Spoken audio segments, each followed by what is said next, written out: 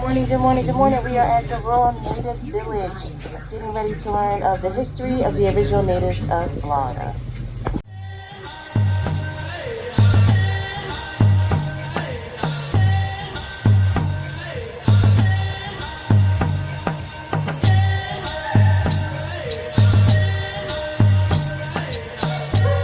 Hey, let's sit down. The fire's going down right now. It's okay if you sit here. Two things I have to do to make this village come to life. Okay, now for one, from South America all the way up and through North America. If you hear a name that sounds native, it actually is. This is just from a different language. We're surrounding us, and I bet you guys got a lot of friends. I could just feel that energy coming right from you. But now, if you want to go visit those friends 500 years ago, here's how you're going to do it. Now, one, you're going to jump in that water, and you're going to swim from island to island. Now, the gators might not mess with you, but I didn't tell you about everything else out there, okay? You're going to keep doing that until you get to your friends, and then, of course, you got to come home later on. So it's either you're going to swim or use a boat. What would you guys do? Make an impact, okay? Now, if you guys have never heard of sweet gum, you might have heard how gumballs fall from the trees around here. So if you step on one of these, guess what? You're going to sound like one of them stepped-on wildcats. Well, everybody's going to know where you're at. As a matter of fact, I got one of them spurs in the bottom of my foot right now. So it takes a little while, it's pretty long. I've heard it called many different things except for the proper pronunciation. I've heard it called Tehopakalaika. I've heard it called Tehopakalakalika. I've heard it called something about tequila. I've heard, I hope the heck that you like it. That's my favorite one. But the proper pronunciation is like this. Tehopkilega. Tehopkilega. Now this isn't a Muskogee language, the language still spoke today. Inside here is like this. First of all, I want you to point down to your toes and say toe. Toe. All right, we got to do, oh, you were a little late on that. A little bit quicker. Here we go, toe. Here you go. Put your hands together and say ho. Ki. Leg. Ga. All right, let me guys, we're going to do it a little bit faster, okay? Here we go. Cho, ho, ki, leg, ga. There you go. She's doing one-handed too. All right, we're going to do it one more time. You don't have to take your hands out of your pocket. This time we're not going to use any sign language at all. I want you to repeat the name after me. Here we go. Tehopkilega. Tehopkilega. Perfect. There you go. I'm going to give you a hand on that. In Muskogee language, what it means is there's a fence right over there. Don't put your feet on it.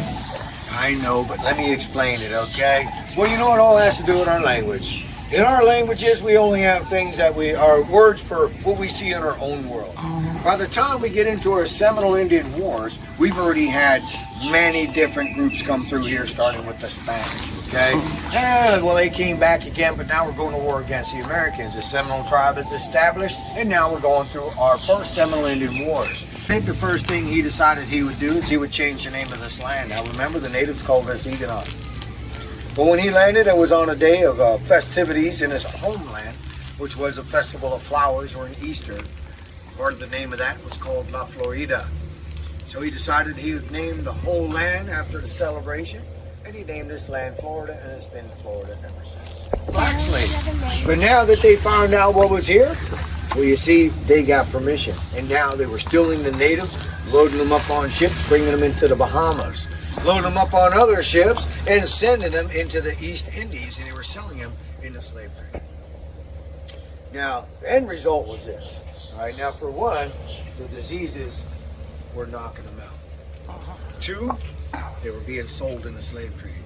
And three, well, they were forced into Catholicism, which meant if you converted, it severed your ties of being native at all. Doesn't mean that they weren't, just severed your ties of being native. They didn't consider you native from that point on. And about native people, we do have two different types of history. You see, the first type of history is what we call American history. And what that means to us is exactly what the word says, his story. It's not our story. We have verbal history, which is the reason why we still have a language and a culture even to this day. You couldn't take it away from us, okay? So we're going to start out in the beginning. Beginning, I told you that the tribes that are in Florida today not originally from here.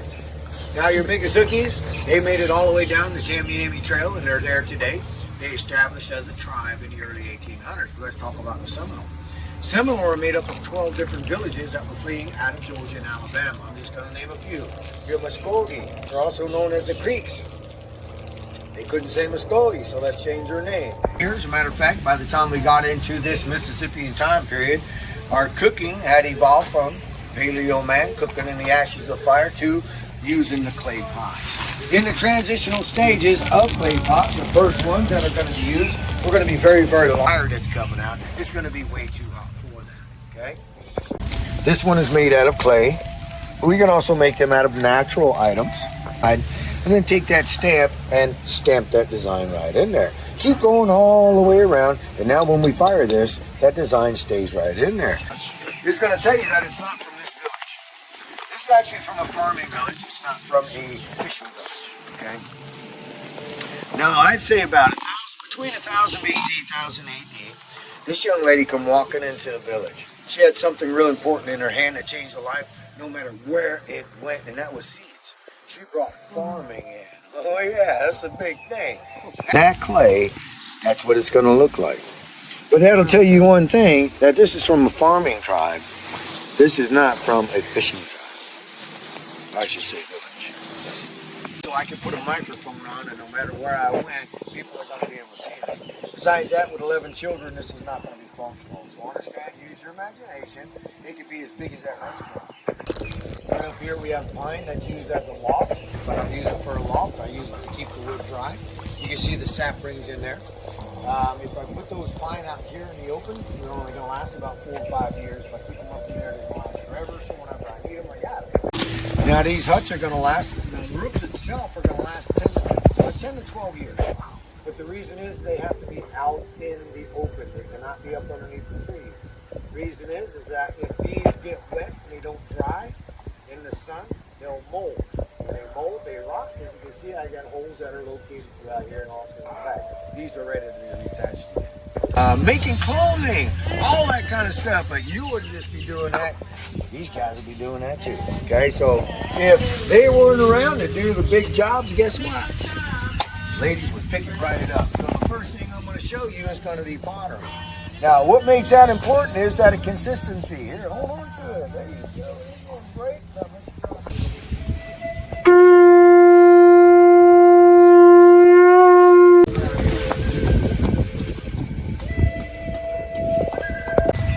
going to be inside the winter hut in a second, in a minute. All right. So it felt like I was going to fall. Mom, why do you have 2 things of pop? I'm going to start showing.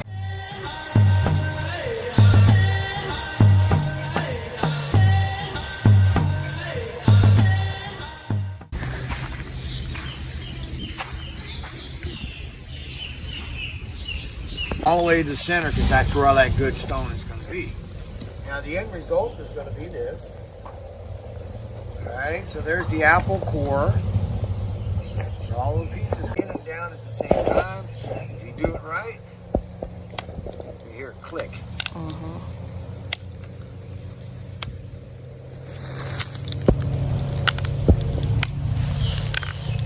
And I'm going to do this all the way down this edge.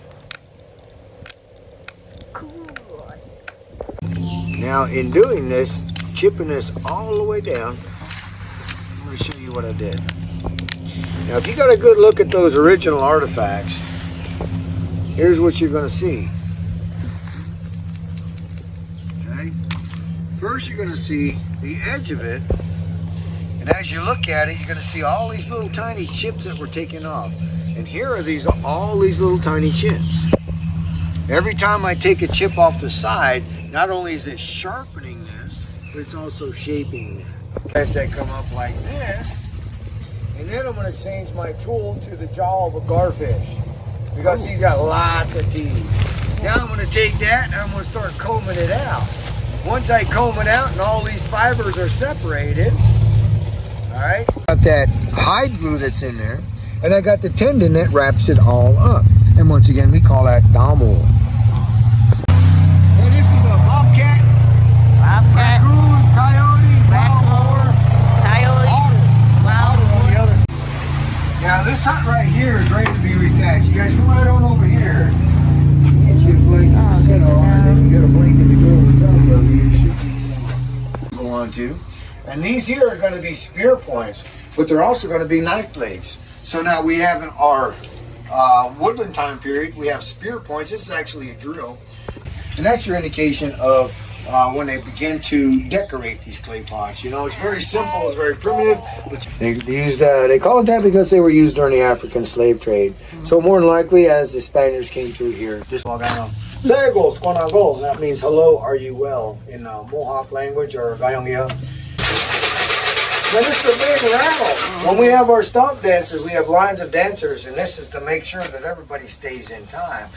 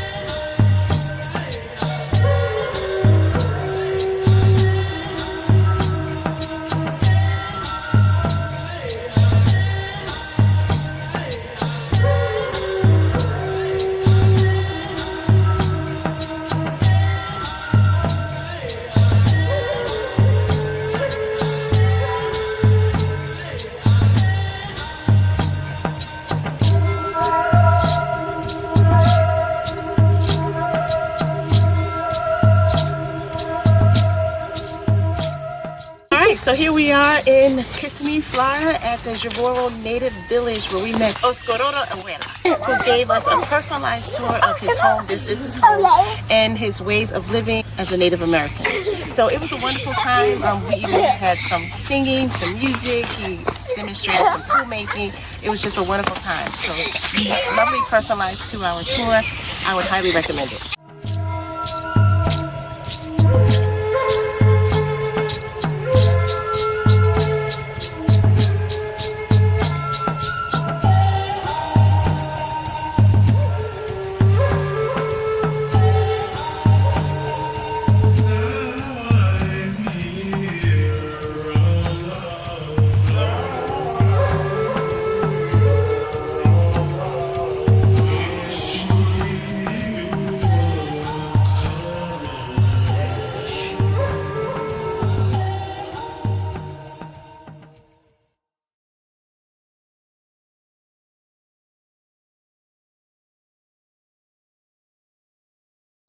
All right, we are at, where are we?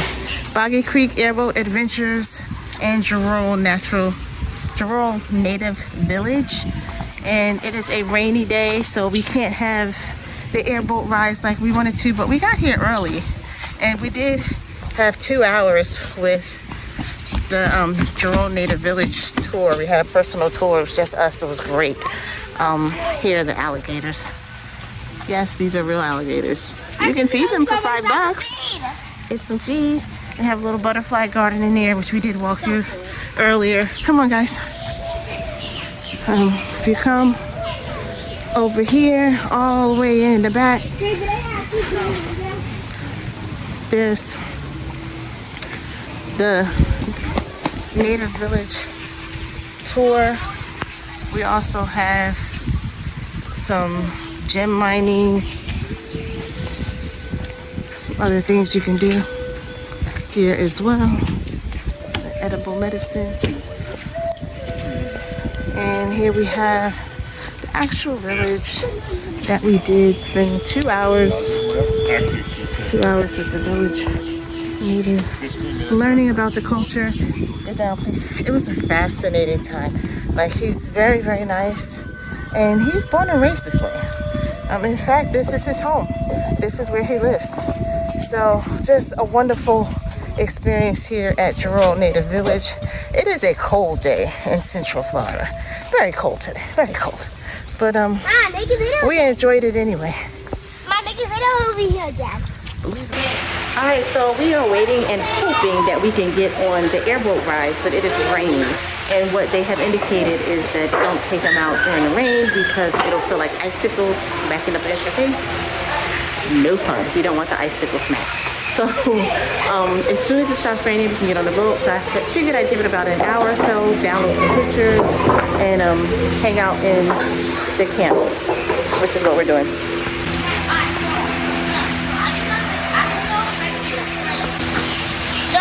go that far. You can only go like right there. Alright. And I'm gonna go.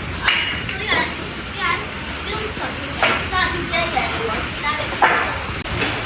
Hey, don't go that way. You see that water, right? Airboat waiting area and family games, as you can see. If you come over here, the water, you don't want to go too close to the water. Signs everywhere saying alligators. Watch out for alligators. But yeah, this is where the airboat rides would launch. But again, not today. They actually did send some out this morning. This morning wasn't so bad. So there were a few tours. We did hear them. But yeah, not happening today. Looks like no airboats for today. It is still rainy. We're going to try to find some other things to do in sunny Central Florida.